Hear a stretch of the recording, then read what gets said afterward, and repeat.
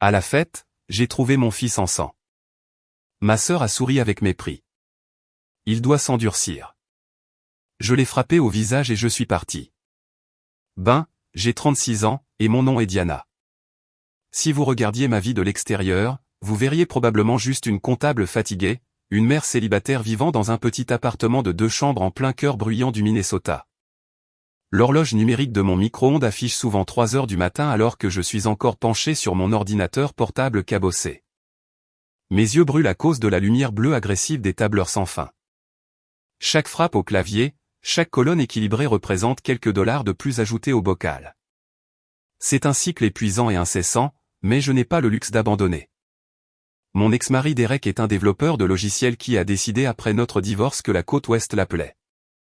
Il a fait ses valises, a déménagé à l'autre bout du pays, et m'a laissé jongler seul avec la parentalité, un travail exigeant et mal payé, et une montagne de responsabilités.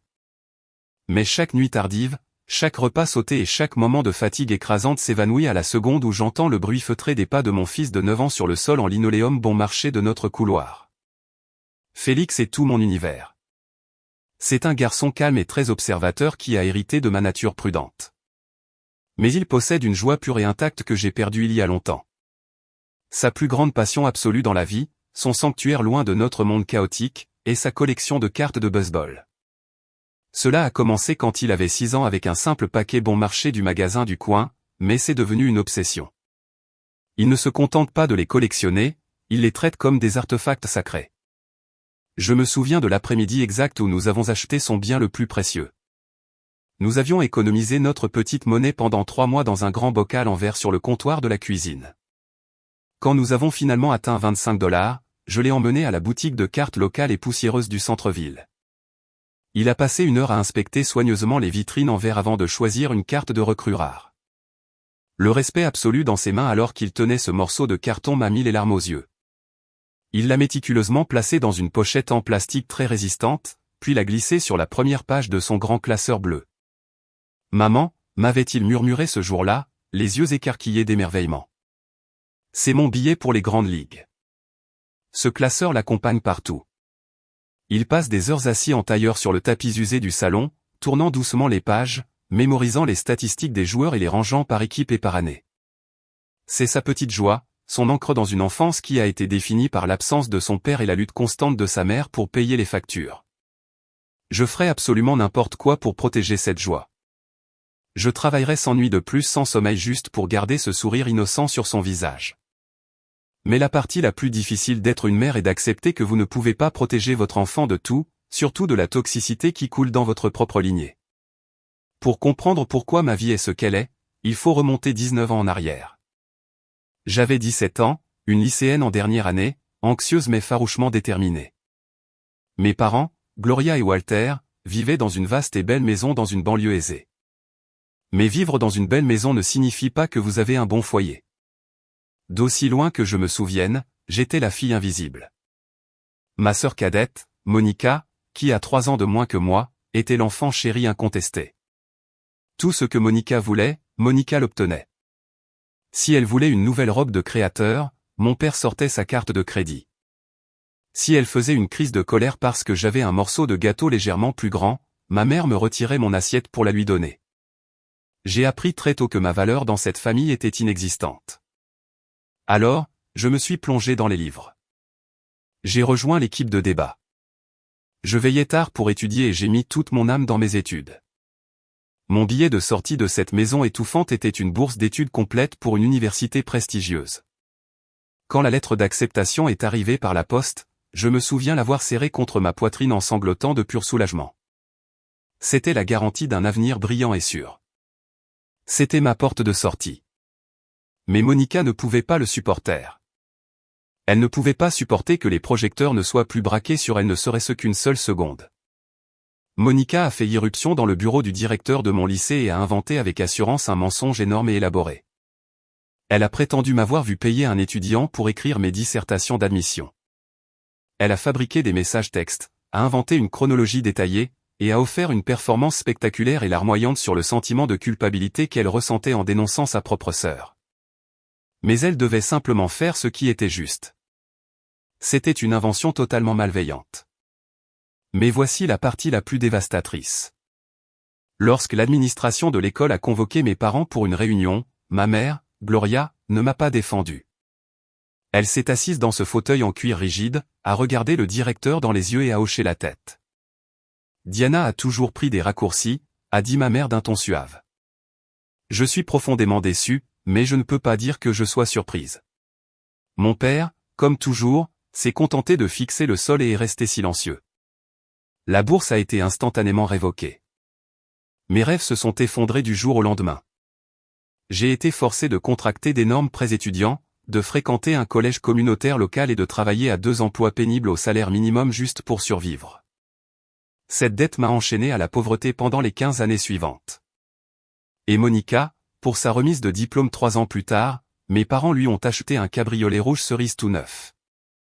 Elle l'a mérité par son honnêteté et son travail acharné, se vantait ma mère auprès des voisins. Je ne les ai jamais confrontés. J'ai juste fait mes valises en silence, emménagé dans un appartement bon marché et essayé de construire une vie à partir des décombres. J'ai porté ce lourd ressentiment en silence pendant des années, l'enfouissant profondément parce que malgré tout, je voulais désespérément que Félix connaisse ses grands-parents. Je voulais qu'il ait des cousins. Je pensais que je pouvais absorber le poison pour qu'il n'ait pas à le faire.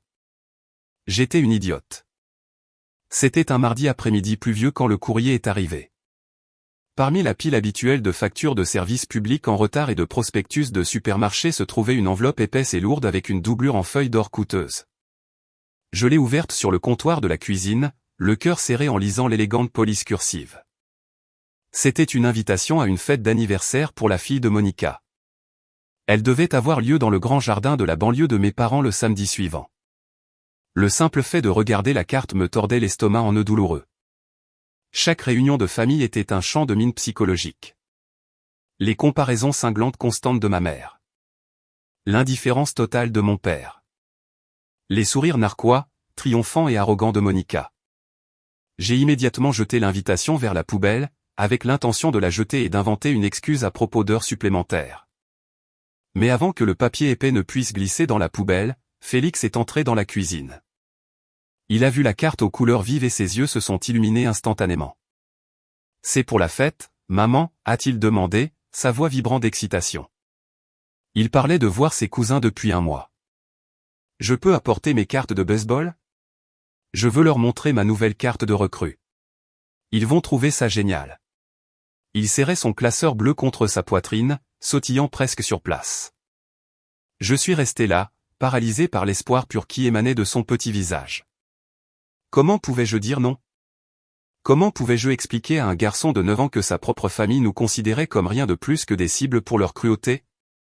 Il ne comprenait pas la méchanceté profondément enracinée. Il voulait juste appartenir. Il voulait juste jouer à chat dans l'herbe et partager ses trésors. « Tu es sûr de vouloir apporter les cartes, Félix ?» ai-je demandé, ma voix tremblant légèrement. « Il y aura beaucoup d'enfants. Des choses pourraient se perdre. » Il a secoué la tête vigoureusement. « Je serai super prudent, maman. Je promets. Je les garderai dans mon sac à dos tout le temps. » J'ai forcé un sourire crispé et peu convaincant et j'ai hoché la tête. « D'accord, mon chéri. Nous pouvons y aller. » Alors qu'il retournait dans sa chambre en criant de joie, mon téléphone a vibré sur le comptoir. C'était un message texte de Monica. J'ai fixé l'écran, la lueur agressive éclairant la cuisine sombre. Le message disait « Tu as intérêt à amener le garçon samedi. Nous avons prévu une surprise très spéciale. Ne manque pas ça. » Il n'y avait pas d'émoji amical, pas de chaleur, juste des mots froids et calculés qui ressemblaient plus à une menace qu'à une bienvenue. Je me suis souvenu d'avoir surpris un appel téléphonique entre Monica et sa meilleure amie Ramona quelques semaines auparavant. Elles gloussaient, leur voix basse et conspiratrice. « Ce sera inoubliable », avait dit Monica. Un lourd nœud d'angoisse s'est installé au fond de mon estomac, se resserrant.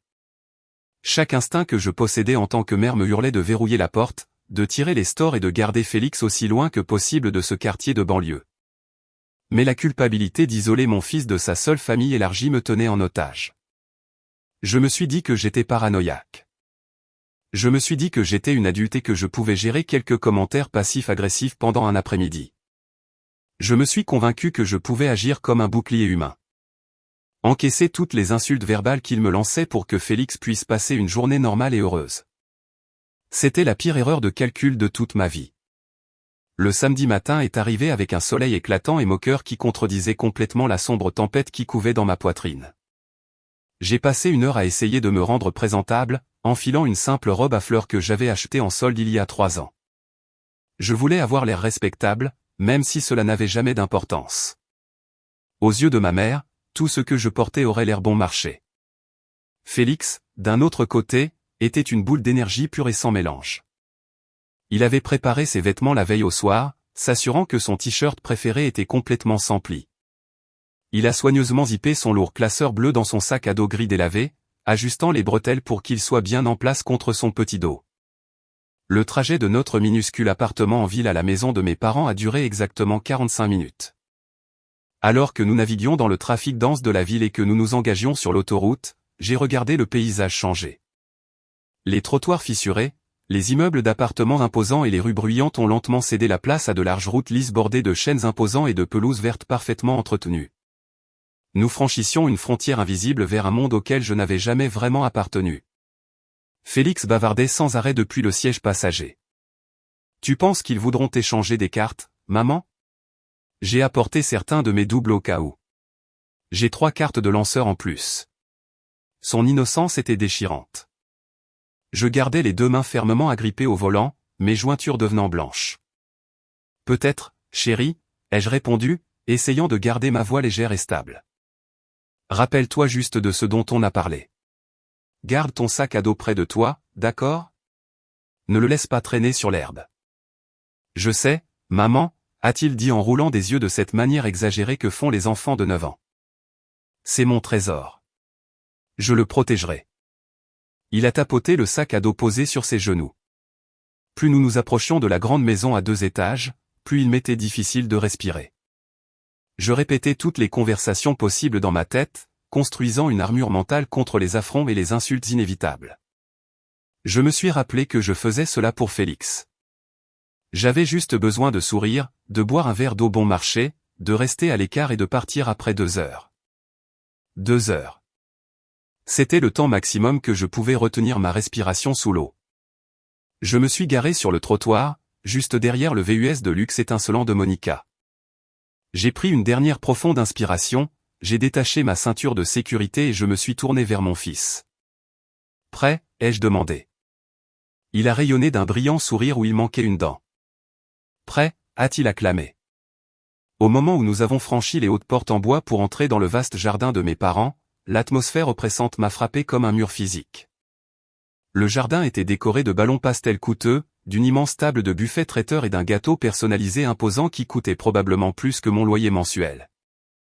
Une musique classique jouait doucement depuis des haut-parleurs extérieurs dissimulés. C'était moins une fête d'anniversaire pour enfants qu'un événement de réseautage pour l'élite du quartier. Ma mère, Gloria, tenait la cour près des portes-fenêtres, un verre de vin blanc frais en cristal à la main. Elle portait un chemisier en soie sur mesure, ses cheveux parfaitement coiffés. Au moment où elle nous a aperçus, son sourire radieux et étudié a vacillé une fraction de seconde avant de se durcir en une ligne serrée. « Diana » a-t-elle dit à voix haute, s'assurant que les invités à proximité pouvaient entendre. « Tu es enfin arrivé. Je commençais à penser que ta vieille voiture était encore tombée en panne sur l'autoroute. » Quelques femmes bien habillées ont gloussé poliment. J'ai ravalé ma fierté, m'avançant pour offrir une salutation polie. Avant que je puisse parler, elle a baissé les yeux sur Félix. Il a fièrement tendu le petit cadeau soigneusement emballé que nous avions acheté, un modeste ensemble de crayons de couleur. Gloria a pris le cadeau avec 2 doigts, inspectant le papier d'emballage bon marché comme s'il était contaminé. « Comme c'est pratique », a-t-elle murmuré avec dédain, le jetant sur une pile imposante de cadeaux extravagants qui comprenaient des jouets en peluche géants et des appareils électroniques coûteux. Le sourire de Félix s'est légèrement estompé, mais il s'est vite ressaisi, ajustant son lourd sac à dos. Mon père, Walter, se tenait près de l'énorme grille en acier inoxydable. J'ai croisé son regard un bref instant. Il m'a fait un signe de tête sec et robotique, puis a immédiatement reporté son attention sur le retournement des hamburgers, indiquant clairement qu'il n'avait aucune intention de me parler. Puis la porte-fenêtre a coulissé et Monica est sortie. Elle semblait tout droit sortie d'un magazine, drapée dans des vêtements de créateurs coûteux, son maquillage impeccable. Juste à côté d'elle se trouvait Ramona, sa meilleure amie de toujours et son ombre loyale. Ramona tenait déjà son smartphone coûteux, tapotant l'écran avec des ongles manucurés. Les yeux de Monica ont balayé la cour et se sont immédiatement fixés sur nous. Elle s'est approchée d'un pas nonchalant, ses hanches se balançant avec assurance, un sourire narquois de prédateur jouant sur ses lèvres. Tiens, regardez qui s'est traîné hors de la ville, a ricané Monica, s'arrêtant à quelques centimètres de moi. Elle m'a toisé de la tête aux pieds, les yeux pleins d'un mépris brut. Puis elle a regardé Félix. Elle a fixé ses baskets usées et le sac à dos gris délavé accroché à ses épaules. Tu transportes toujours ces cochonneries, Félix, a-t-elle demandé, sa voix dégoulinant d'une fausse douceur. Tu devrais vraiment jeter ces ordures. Ça te fait ressembler à un petit mendiant des rues. Mon sang n'a fait qu'un tour. Je me suis placé directement devant Félix, le protégeant de son regard. Laisse-le tranquille, Monica, ai-je dit, ma voix basse et dangereusement tendue. Monica a simplement ri, un son aigu et tintant qui m'a donné des frissons dans le dos. Ramona a gloussé à côté d'elle, levant légèrement son téléphone. Oh, détends-toi, Diana. Je donne juste des conseils de mode aux enfants, a dit Monica, agitant une main avec dédain. Elle s'est penchée plus près de moi, baissant la voix pour que je sois la seule à entendre. D'ailleurs, la fête ne fait que commencer. L'après-midi s'est éternisé, la tension dans l'air devenant de plus en plus épaisse et étouffante à chaque minute qui passait. J'ai essayé de rester aux côtés de Félix comme de la colle, mais la dynamique sociale de la fête était conçue pour nous séparer. Les enfants, une quinzaine, couraient sauvagement sur l'immense pelouse, jouant à des jeux de chats agressifs et se lançant des ballons d'eau. Félix planait au bord du groupe, son sac à dos solidement attaché à sa poitrine, essayant de trouver une ouverture pour se joindre à eux. Je me tenais près du bord de la terrasse, le surveillant de près, quand ma mère est soudainement apparue à mon coude. « Diana, viens ici immédiatement », a ordonné Gloria, saisissant mon avant-bras avec une poigne étonnamment ferme. « Tante Suzanne pose des questions sur ton petit travail de comptable. Viens dire bonjour. » J'ai essayé de me dégager. « Dans une minute, maman. Je surveille Félix. » Mais Gloria a tiré plus fort sur mon bras, me tirant physiquement vers un groupe de parents âgés assis sous un grand parasol. « Ne sois pas si névrosé, a-t-elle sifflé à voix basse. Il a 9 ans. Laisse le garçon jouer. Tu l'étouffes. » Piégé dans un coin par un barrage de questions banales de parents éloignés, ma vue sur Félix était partiellement bloquée. Je n'arrêtais pas de tendre le cou, mon cœur battant à un rythme frénétique contre mes côtes. De l'autre côté de la cour, j'ai vu le fils de Monica, un grand garçon agressif de 10 ans, pousser violemment Félix à l'épaule. Félix a trébuché en arrière, mais est resté debout, forçant un sourire nerveux, essayant de prétendre que ce n'était qu'un jeu un peu brutal. Les autres enfants, suivant l'exemple du cousin le plus âgé, ont commencé à encercler Félix. J'ai vu Monica appuyer nonchalamment contre un pilier de pierre décoratif, un verre de vin à la main. Elle observait les enfants attentivement. Elle a penché la tête vers Ramona et lui a chuchoté quelque chose. Le visage de Ramona s'est illuminé d'un sourire cruel et malveillant. Ramona a levé son téléphone. L'objectif de la caméra était pointé directement sur le groupe d'enfants. Les enfants ont commencé à narguer Félix. Je ne pouvais pas entendre les mots exacts à cause de la musique forte, mais je pouvais voir leur visage moqueur. Une fille a montré ses chaussures et a ri. Le garçon plus âgé l'a poussé à nouveau, plus fort cette fois. Félix a regardé autour de lui frénétiquement, ses yeux parcourant la foule, me cherchant. Mais un oncle de grande taille s'est interposé, me bloquant complètement la vue. Quand je me suis décalé pour voir à nouveau, le groupe d'enfants se déplaçait. Il malmenait activement Félix, le poussant et le bousculant loin de la pelouse ouverte et vers une grande tente de jeu en toile faiblement éclairée, installée à l'extrémité du jardin, cachée derrière une rangée de haies épaisses. La panique a explosé dans ma poitrine, chaude et aveuglante. Je ne me souciais plus d'être poli. J'ai bousculé tante Suzanne, renversant la moitié de sa boisson, et j'ai ignoré le hoquet d'indignation bruyant de ma mère. Je me suis mise à courir à travers l'herbe parfaitement entretenue, mes talons bon marché s'enfonçant dans la terre. Monica m'a vu arriver. Son sourire narquois s'est élargi et elle a pris une gorgée lente et délibérée de son vin. Les enfants avaient complètement disparu à l'intérieur de la tente et puis un son a percé l'air qui m'a glacé le sang. Si vous appréciez cette histoire jusqu'à présent, veuillez prendre une seconde pour aimer la vidéo, vous abonner à notre chaîne et laisser un commentaire ci-dessous pour nous dire de quelle ville vous nous regardez. Chaque commentaire aide à diffuser cette vidéo à plus de gens. Et nous apprécions vraiment notre famille de drames Reddit. C'était un sanglot aigu et étranglé. Ce n'était pas le son d'un enfant qui s'était écorché un genou ou qui avait perdu une partie de chat. C'était un son de terreur absolue et de chagrin profond. Le bruit a transpercé la musique classique forte et le bavardage insensé des invités de la fête, manquant à une réalité terrifiante. J'ai sprinté les derniers mètres jusqu'à la tente de jeu en toile, les poumons en feu, le monde autour de moi se brouillant dans l'insignifiance.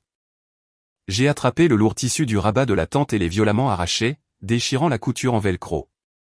La faible lumière filtrant à travers la toile a révélé une scène qui restera gravée dans mes rétines jusqu'au jour de ma mort. Félix était recroquevillé en une boule serrée et tremblante sur le sol rugueux. Il se pressait désespérément contre le coin le plus éloigné de la tente. Son t-shirt préféré et coloré était maculé de boue sombre et de glaçage rose épais de gâteau. Mais ce n'est pas ça qui m'a fait plier les genoux. Son petit visage était enflé, et un bleu foncé et violacé se formait rapidement sur sa pommette gauche. Un mince filet de sang rouge vif coulait lentement du coin de sa lèvre fendue, tachant son menton. Il était en hyperventilation, sa poitrine se soulevant de sanglots étouffés et silencieux. Autour de lui, éparpillés sur la terre comme des feuilles d'automne tombées, se trouvaient des centaines de minuscules morceaux de carton déchiquetés. Ils avaient ouvert son sac à dos. Ils avaient pris son classeur bleu. Ils avaient sorti chaque carte de baseball, y compris la carte de recrue rare qu'il avait achetée avec 25 $ de centimes économisés, et ils les avaient réduites en lambeaux. Son sanctuaire, sa joie, son monde entier détruit en quelques minutes pour leur divertissement. Félix, ai-je crié, un son rauque et animal s'arrachant de ma gorge. Je suis tombé à genoux, sans me soucier que la boue imbibe ma robe, et j'ai recueilli son corps tremblant dans mes bras. Il semblait si petit, si fragile, vibrant de pur choc. J'ai bercé son visage meurtri, mes mains tremblant violemment alors que j'essuyais le sang de sa lèvre. Oh mon Dieu, mon chéri, qu'est-ce qu'ils t'ont fait? Qui a fait ça? Félix s'est agrippé à ma chemise avec une poigne si forte que ça faisait mal. Ses yeux, grands et noyés de larmes, m'ont regardé avec une peur qui a brisé mon cœur en 1 million de morceaux. Maman, s'il te plaît, a-t-il gémi, sa voix à peine un murmure craquelé. S'il te plaît, ne dis rien. Ne leur crie pas dessus. J'ai peur qu'ils me détestent encore plus. Le poids psychologique de ces mots m'a frappé avec la force d'un train de marchandises. Mon beau, mon doux fils de 9 ans était assis dans la terre, saignant et entouré des lambeaux de son seul trésor. Et sa plus grande peur était que ses agresseurs ne l'aiment pas. Il avait intériorisé la hiérarchie toxique de cette famille si profondément qu'il croyait mériter cette punition. Il croyait que s'il restait silencieux et encaissait les coups, il pourrait éventuellement gagner leur amour. La pure tragédie de son esprit brisé a allumé un feu au plus profond de ma poitrine. Un feu qui a instantanément consumé 19 ans de peur, de soumission et de silence. J'ai embrassé son front, le serrant fort contre ma poitrine. Écoute-moi, Félix, ai-je murmuré férocement, ma voix vibrant d'un calme nouveau et dangereux. Tu n'as rien fait de mal. Tu n'as jamais à mériter leur amour. Ils ne te méritent pas. Je l'ai aidé avec précaution à se relever. J'ai ramassé son sac à dos vide et taché de terre et l'ai mis sur mon épaule. Gardant un bras protecteur autour de ses épaules, je l'ai guidé hors de l'obscurité étouffante de la tente et de retour dans la lumière vive et aveuglante du jardin de la banlieue aisée. Je n'étais plus la fille invisible.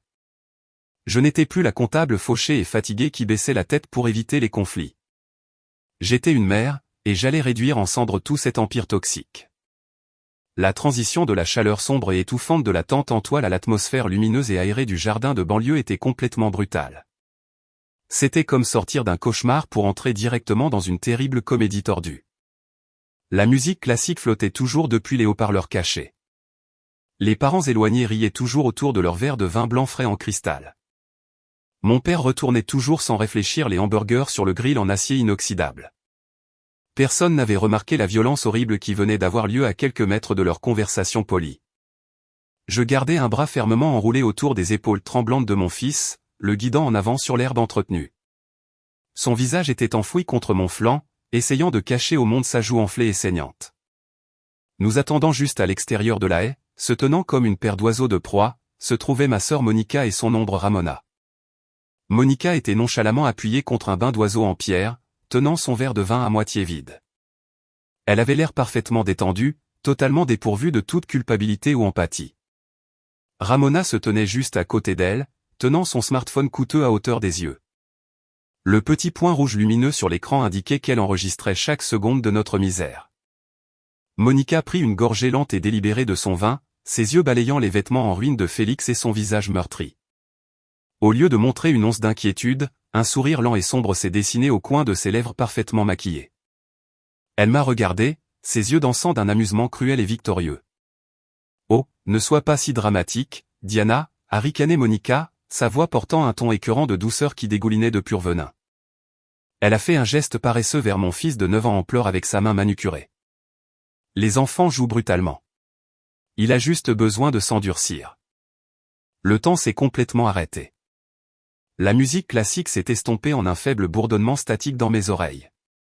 Le monde s'est rétréci au visage arrogant et moqueur de la sœur qui avait systématiquement détruit ma jeunesse et qui essayait maintenant activement de détruire la seule belle chose qu'il me restait dans la vie. Quelque chose à l'intérieur de ma poitrine, une lourde chaîne de fer de soumission et de peur que j'avais portée pendant 19 longues années, s'est finalement brisée.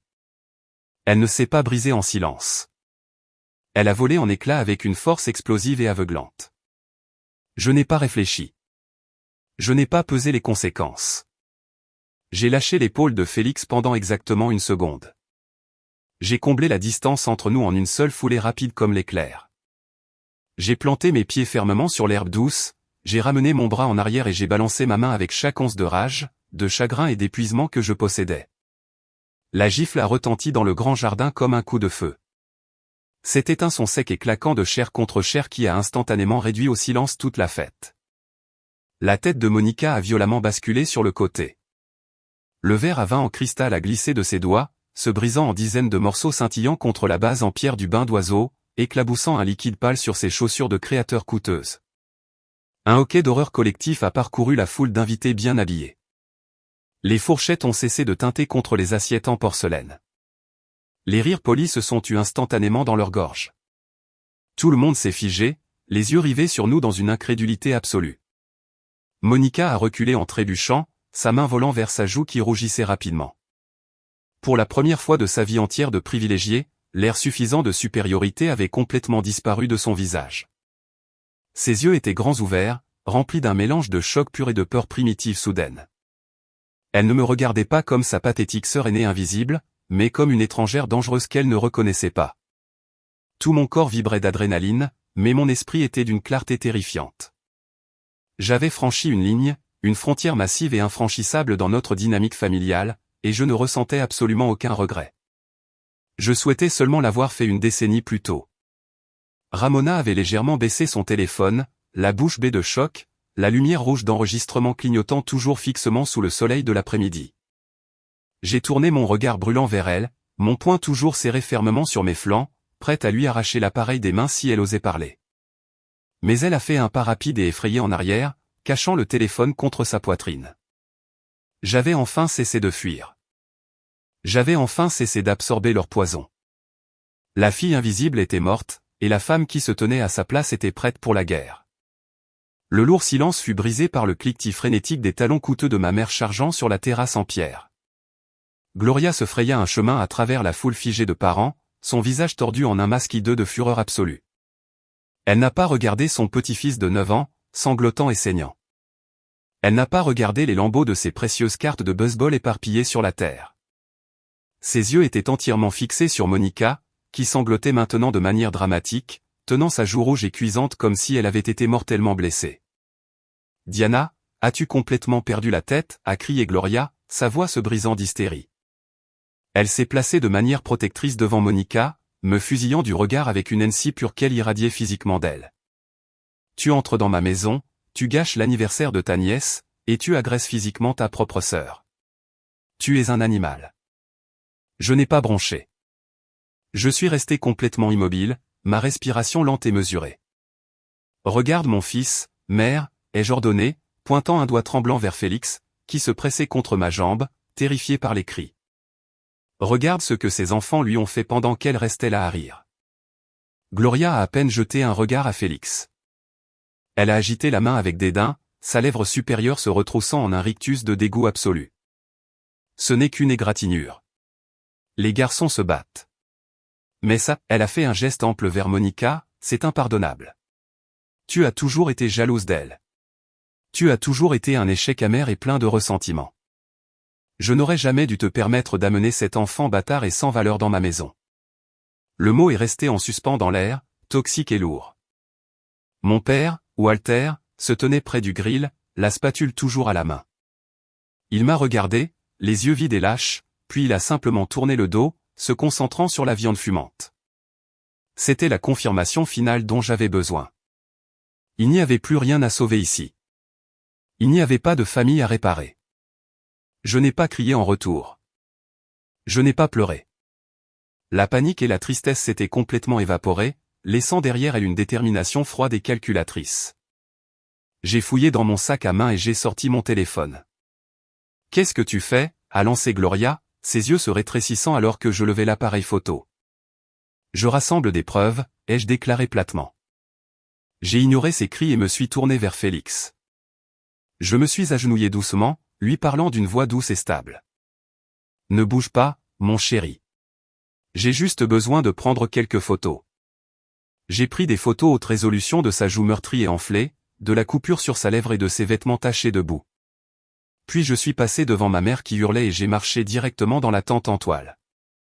J'ai pris des clichés grand angle des cartes de baseball déchiquetées éparpillées sur le sol en terre, en m'assurant de capturer la destruction absolue de ses biens. Quand je suis sorti de la tente, j'ai marché droit sur Ramona, qui tenait toujours son téléphone comme un bouclier.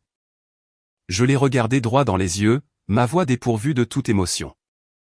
Si vous supprimez cette vidéo, je demanderai à mon avocat d'assigner votre stockage en nuage.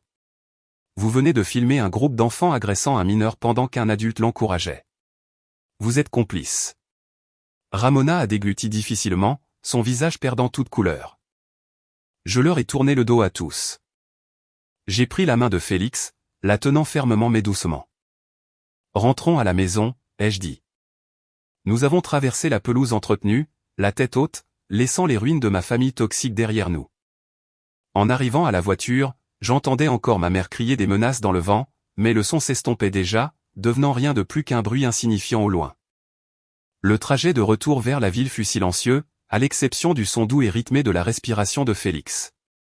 Il s'était endormi sur le siège passager, complètement épuisé par l'adrénaline et le traumatisme. Sa tête reposait contre la fenêtre, sa joue meurtrie paraissant encore plus sombre et plus douloureuse sous la lumière déclinante de l'après-midi. Je gardais les yeux fixés sur l'autoroute, mon esprit parcourant 1 million d'étapes logistiques différentes.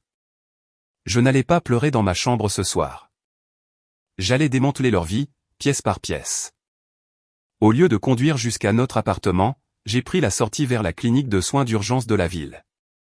J'avais besoin d'un dossier médical officiel et objectif de ces blessures. La clinique contrastait vivement avec le jardin luxueux que nous venions de fuir. Elle était vivement éclairée par des ampoules fluorescentes agressives, sentant fortement l'antiseptique et le café rassis. Nous avons attendu 1 heure sur des chaises en plastique inconfortables. Quand la docteure nous a finalement appelés, elle a été incroyablement douce. Elle a soigneusement examiné la lèvre fendue de Félix et le gonflement autour de son œil. C'est une légère contusion, a expliqué doucement la docteure, notant les détails sur sa tablette numérique. Aucun signe de commotion, heureusement. Gardez de la glace dessus pendant les 24 prochaines heures pour réduire le gonflement. J'ai besoin que vous documentiez tout clairement dans son dossier médical, ai-je demandé, ma voix ferme et professionnelle. Incluez les égratignures, les ecchymoses et les vêtements déchirés. Je dépose une plainte à la police et j'engage une poursuite civile pour agression. La docteure s'est arrêtée, regardant mon expression féroce, et a hoché la tête en signe de compréhension silencieuse. Je m'assurerai que les descriptions soient extrêmement détaillées, a-t-elle promis. Pendant que Félix se reposait sur la table d'examen avec une petite poche de glace pressée contre son visage, je suis sorti dans le couloir silencieux et j'ai composé un numéro que j'avais enregistré dans mon téléphone des mois auparavant, mais que je n'avais jamais eu le courage d'appeler. C'était celui de Madame Adler, une avocate en droit de la famille très recommandée, connue pour être absolument impitoyable au tribunal. J'avais initialement trouvé son numéro lorsque j'avais envisagé de me battre pour obtenir plus de pension alimentaire de Derek, mais j'avais toujours eu trop peur des frais juridiques pour passer l'appel. Cette peur avait disparu maintenant. Elle a répondu à la 3e sonnerie. Cabinet Adler, ici Madame Adler. Mon nom est Diana, ai-je dit, appuyant mon front contre le mur frais en parpimpin de la clinique. Mon fils de 9 ans a été agressé physiquement aujourd'hui par un groupe d'enfants plus âgés. L'incident a été orchestré et encouragé par ma sœur adulte, qui a également permis à son ami de filmer toute l'attaque pour se divertir. Ces enfants ont détruit les biens personnels de mon fils. J'ai des preuves photographiques détaillées des blessures, des biens endommagés et du lieu. Je veux déposer une ordonnance restrictive et je veux les poursuivre pour agression, dommages matériels et détresse émotionnelle grave. Peu importe combien ça coûte ou combien de temps ça prend. Il y eut une brève pause à l'autre bout de la ligne. Je pouvais entendre le faible cliquetis d'un clavier. Avez-vous les coordonnées de la personne qui a filmé l'incident, a demandé Madame Adler, son ton passant instantanément à une concentration vive et professionnelle. Oui, ai-je répondu. Son nom est Ramona. Je l'ai prévenu de ne pas supprimer la séquence. Bien, a dit Madame Adler. Envoyez-moi les photographies immédiatement.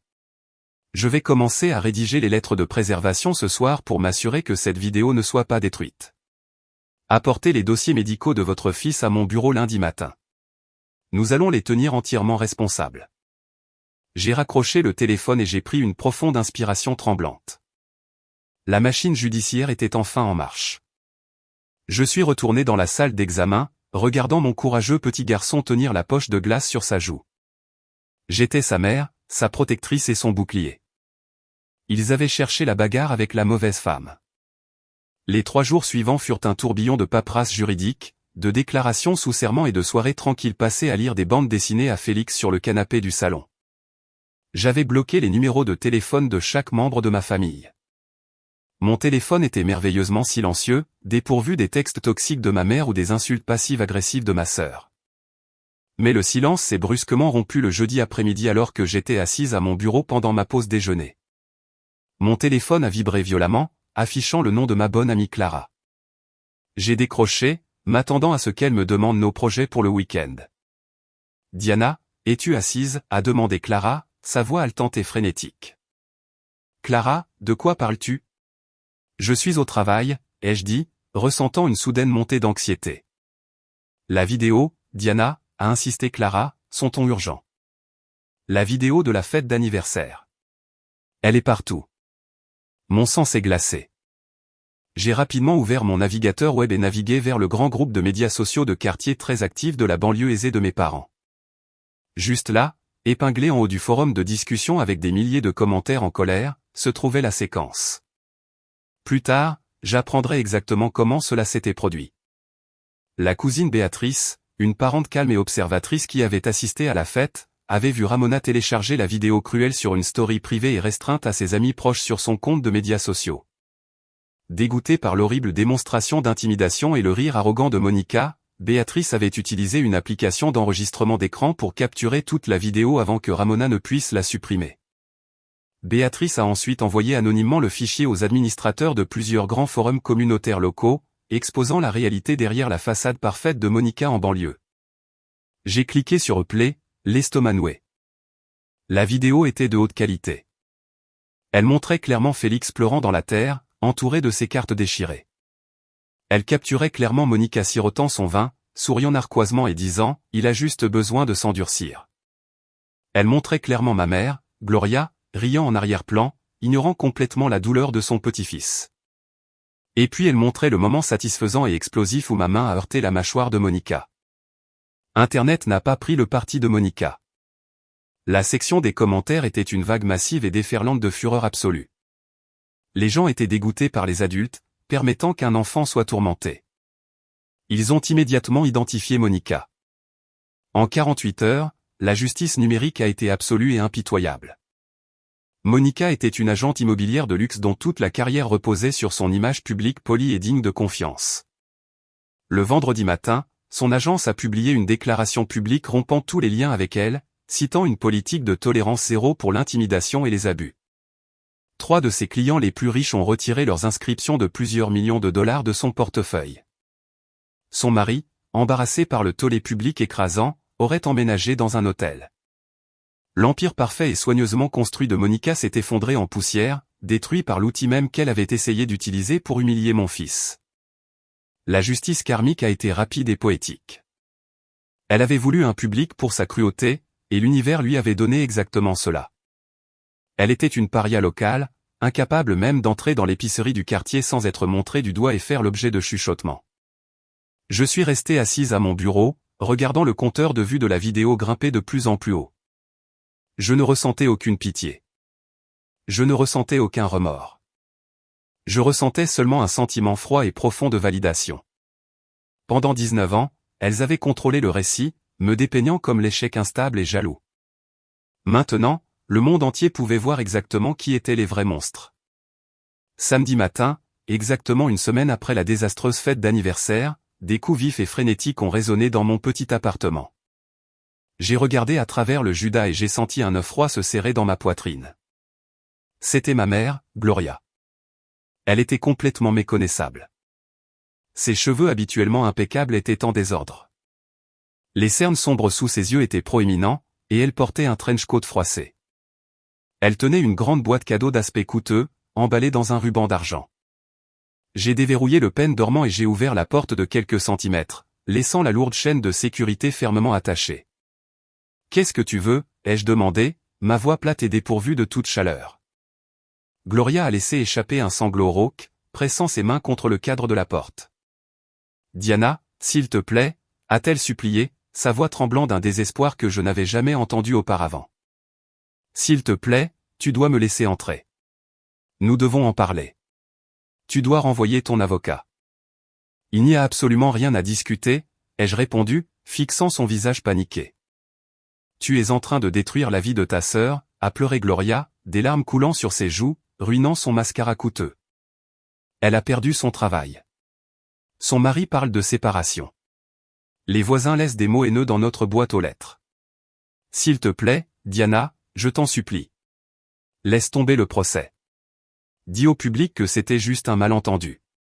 J'ai apporté un cadeau pour Félix. Une console de jeu toute neuve. S'il te plaît, donne juste à ta sœur un moyen de survivre à ça. J'ai regardé la boîte argentée brillante dans ses mains, sentant une vague de dégoût absolument m'envahir. Elle ne comprenait toujours pas. Elle pensait toujours que l'argent pouvait effacer le traumatisme. Elle pensait toujours que Monica était la victime. « Tu n'es pas ici parce que tu es désolé, » ai-je dit, ma voix stable et douloureusement claire. « Tu n'es pas ici parce que tu te soucies que ton petit-fils saignait dans la terre. Tu es ici parce que tu t'es fait prendre. Tu es ici parce que le monde entier voit enfin la réalité laide et toxique de ce que Monica et toi êtes vraiment. » Le visage de Gloria s'est tordu de panique. « Diana, c'est ta famille. Tu ne peux pas faire ça à ton propre sang. » La famille, ai-je ricané, un son amer et creux. La famille ne déchire pas les trésors d'un garçon de 9 ans et ne rit pas de ses larmes. La famille ne vole pas la bourse d'études d'une fille de 17 ans par pure méchanceté. Tu as fait ton choix il y a 19 ans, mère, et tu l'as refait samedi dernier. Monica est ta fille. Félix est le mien, et je protégerai mon fils contre n'importe qui, y compris toi. J'ai tendu la main et j'ai poussé la lourde porte en bois pour la fermer. Diana, s'il te plaît, a-t-elle crié depuis le couloir, frappant des poings contre le bois. J'ai calmement fait glisser le pen dormant en place, le clic métallique fort résonnant dans l'appartement silencieux. Je me suis éloigné de la porte, la laissant pleurer dans le couloir. Je suis allé dans le salon où Félix était assis par terre à regarder des dessins animés. Il a levé les yeux vers moi, sa joue meurtrie s'estompant en un jaune terne. « Tout va bien, maman ?» a-t-il demandé. J'ai souri, un vrai sourire sincère qui a atteint mes yeux pour la première fois depuis des années. « Tout va parfaitement bien, mon chéri » ai-je dit, m'asseyant à côté de lui sur le tapis. « Tout va enfin bien se passer. » La bataille juridique s'est déroulée rapidement, alimentée par les preuves vidéo indéniables et les dossiers médicaux méticuleux que nous avions rassemblés. Madame Adler était une force de la nature au tribunal. En un mois, le juge a accordé une ordonnance restrictive stricte et complète contre Monica et Gloria, leur interdisant légalement de s'approcher à moins de 500 pieds de Félix ou de moi. Nous avons également remporté un règlement civil substantiel pour les dommages matériels et la détresse émotionnelle.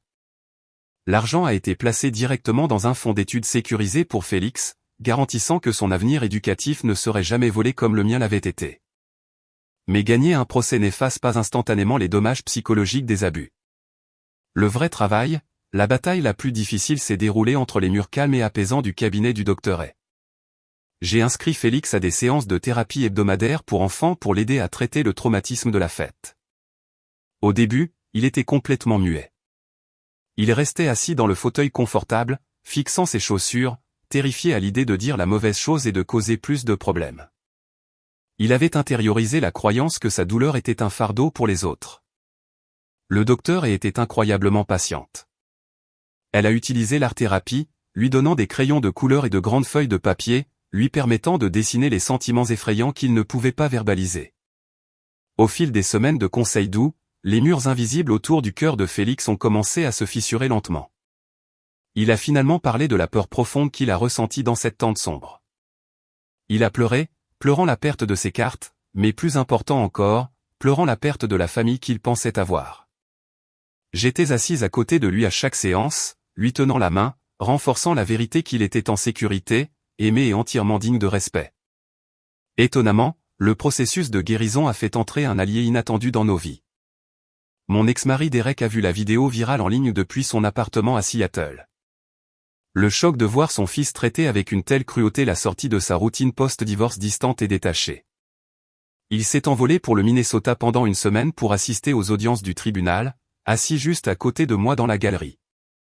Après son retour sur la côte ouest, la dynamique a complètement changé.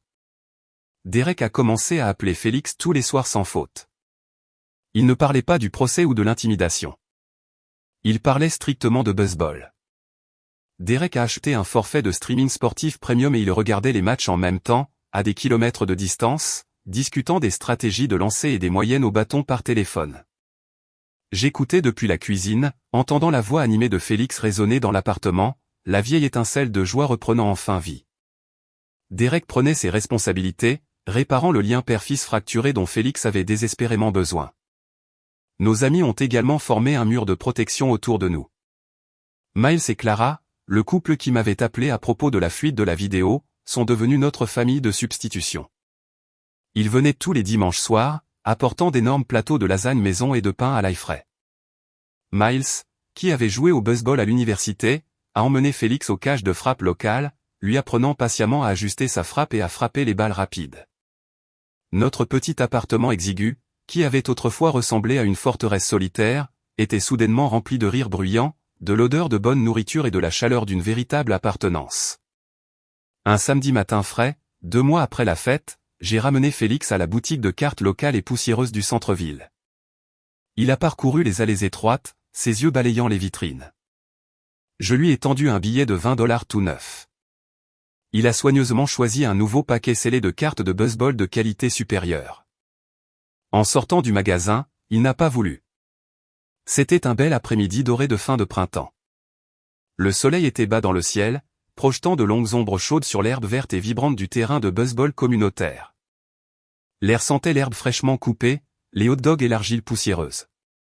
Félix se tenait exactement là où il devait être, en plein milieu du terrain, jouant à l'arrêt-court pour son équipe de ligue junior locale. Il portait son uniforme blanc et bleu impeccable, sa casquette de baseball baissée sur ses yeux pour bloquer l'éblouissement du soleil. Il avait l'air plus grand, plus fort et incroyablement confiant. Il n'était plus le petit garçon effrayé se recroquevillant dans une tente sombre. C'était un athlète, concentré, alerte et entièrement sans peur. J'étais assise au milieu des gradins en aluminium, entouré des personnes qui comptaient vraiment. Derek était venu en avion pour le week-end juste pour regarder le match de championnat, assis à ma gauche, serrant nerveusement une tasse de café en papier. À ma droite se trouvaient Clara et Miles, acclamant bruyamment chaque fois qu'un joueur s'approchait du marbre. Le frappeur adverse a frappé fort, envoyant une balle en flèche, incroyablement rapide, droit vers l'écart entre la 2e et la 3e base. Cela semblait être un attrapé impossible, mais Félix n'a pas hésité. Il a sprinté vers sa droite, ses crampons soulevant un nuage de poussière brune et a projeté son corps horizontalement dans les airs. Il a tendu son gant en cuir à la limite absolue, arrachant la balle de baseball filante du ciel juste avant de heurter la terre et de rouler en toute sécurité sur ses pieds. Retiré, a rugi l'arbitre, pompant son poing en l'air. La foule dans les gradins a éclaté en acclamations massives. Derek a sauté sur ses pieds, criant le nom de Félix, son visage rayonnant de fierté absolue. Clara et Miles applaudissaient si fort que leurs mains devenaient rouges. Je suis restée assise là, mon cœur se gonflant jusqu'à ce que je pense qu'il pourrait éclater à travers ma poitrine. Félix a épousseté son uniforme, a levé les yeux vers notre section des gradins et a fait un brillant sourire où il manquait une dent. Il a levé son gant haut dans les airs, reconnaissant nos acclamations. En regardant mon fils, baigné dans la lumière dorée de l'après-midi, entouré du soutien fort et inconditionnel de son père et de nos amis les plus proches, j'ai enfin compris la leçon la plus importante de toute ma vie. Le sang ne fait pas automatiquement de vous une famille. La génétique ne garantit pas l'amour, la loyauté ou la sécurité. La vraie famille n'est pas définie par ceux qui partagent votre nom de famille ou qui vous ont acheté un cadeau d'anniversaire bon marché. La vraie famille est définie par les personnes qui se tiennent à vos côtés lorsque vous saignez dans la terre. Ce sont les personnes qui vous aident à rassembler vos morceaux déchirés et vous apprennent patiemment comment les remettre ensemble. Nous avions perdu la famille dans laquelle nous étions nés. Mais dans les décombres, nous avions construit quelque chose d'infiniment plus fort, plus pur et bien plus beau. Nous avions construit une famille de choix. Et alors que je saluais de la main mon fils souriant, je savais avec une certitude absolue que nous avions déjà gagné le plus grand match de nos vies. Ai-je tort de refuser de pardonner à ma mère et à ma sœur même après qu'elles aient tout perdu? Ou devrais-je laisser le passé derrière moi pour le bien de la famille? Merci d'avoir regardé.